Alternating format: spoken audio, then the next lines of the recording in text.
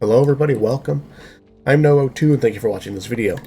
This is the deck that I used to first beat Act 2 No Hope solo with the bots.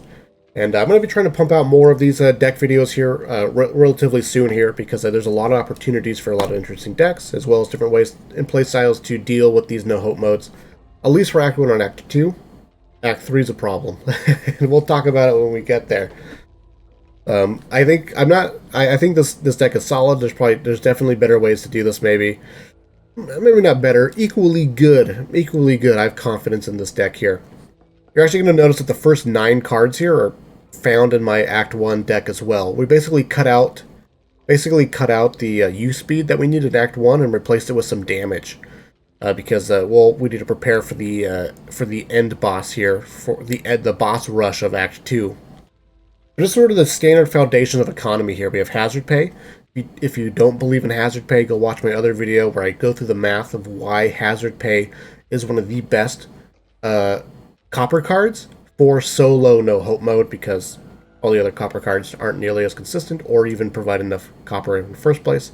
Offensive scavenger, support scavenger, because nothing naturally spawns on the map. Hardly any loot crates, so having just a little bit of extra juice to keep us going, super nice. Pinata, because Pinata is the best card in the game right now. Pinata is the best card in the game right now. For the most part, Pinata will trigger, if you throw a well-timed anything, a well-thrown anything during the right moment, will pretty much yield 1 to 2 results from Pinata per throw, for the most part, right? Particularly during Horde events.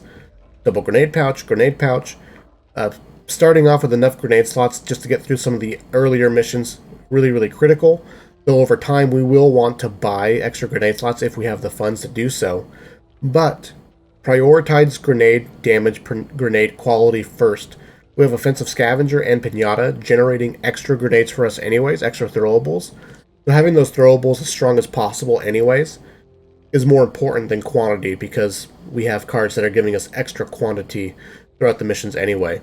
And plus at the end, when we do get to the boss rush and we need those purple grenades, you have the ability to piggyback grenades on all 3 of those missions at the end. So having enough grenades with you is really not an issue once you get to the final checkpoint of Act 2. So grenade quality above all else. Fire in the hole, offensive scavenger, Pinata, the extra grenade from Bomb Squad. Fire in the hole will be generating you literally hundreds of temporary points of health per mission, consistently reliable. We're all about throwing stuff here. We love throwing stuff. Grenades and throwables will be your easiest and quickest means to deal with literally everything, from mutations to the Horde, and having strong enough grenades to burst down breakers when you have to fight them in the middle of maps and things like that.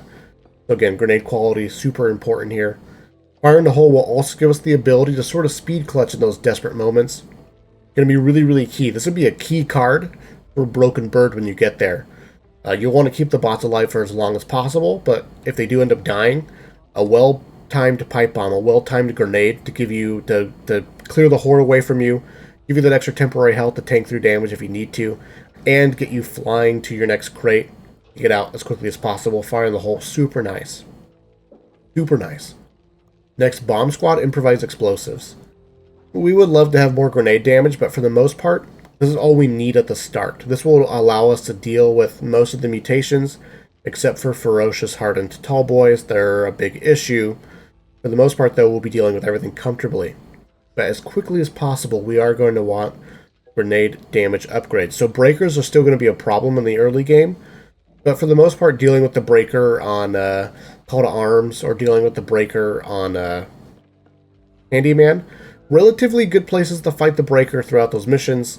Lots of opportunity for choke points, as for wide choke points, allowing you to hold off against the horde while still dodging the breaker, or verticality. Lots of verticality on Handyman. So just be sure to fight the Handyman or the breaker in the correct places.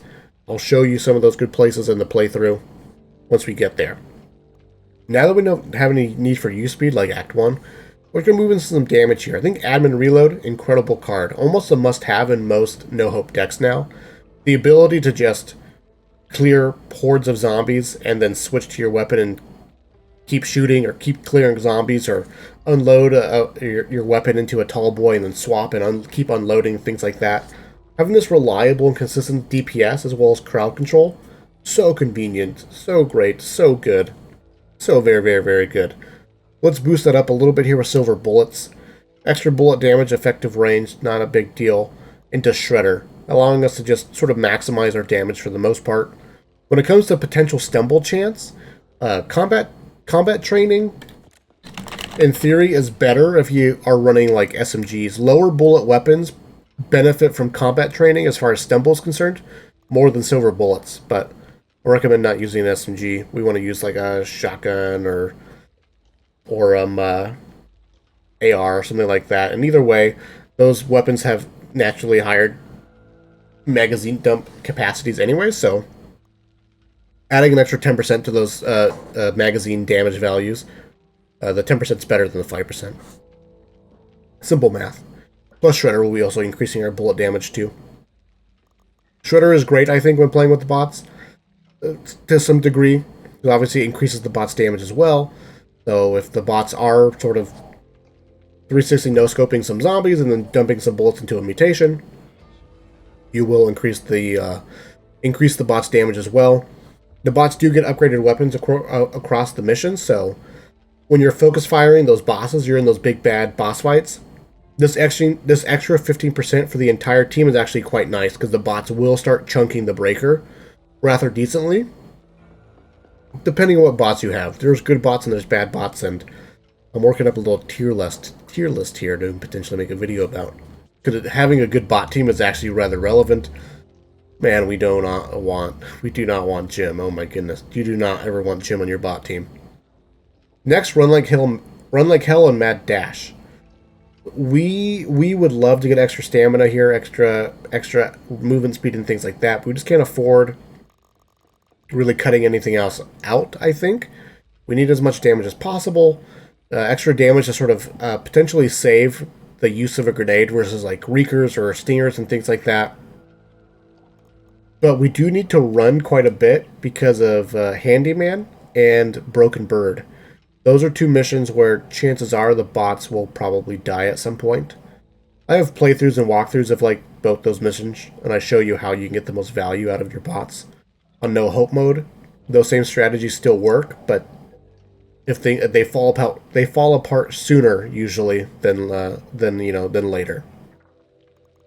Having enough sprint speed so that we can keep ahead of the horde, really, really important. And finally, medical professional. I've been playing around with having one card to try and keep the bots healthy for as long as possible. It's sort of like between amped up and medical professional, I think are the two best cards. I've already talked about this before in older videos. Act-2 is by far the best act for amped up. There's tons and tons and tons of force-triggered horde events, generating lots of amped up health.